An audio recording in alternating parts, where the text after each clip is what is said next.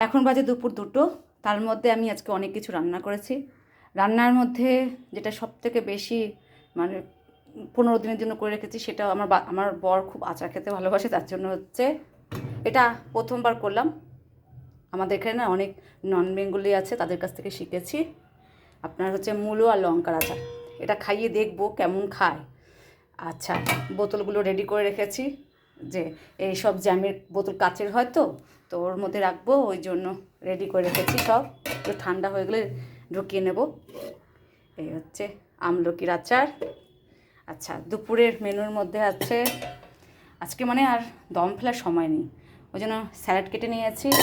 লেবুটা ভাত খাওয়ার সময় কাটবো, তাতে গন্ধ থাকবে, কারণ গন্ধটা অনেক নষ্ট হয়ে যায়। করলা পেঁপে সেদ্ধ মাখা লঙ্কা দিয়ে।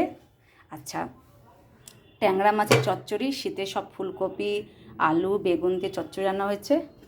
আর হয়েছে এই যে গরম গরম ভাত। এই হচ্ছে আমার দুপুরের আজকে প্রিপারেশান। এটা করতে করতে হাঁপিয়ে গেছি, এখনও অনেক কাজ আছে।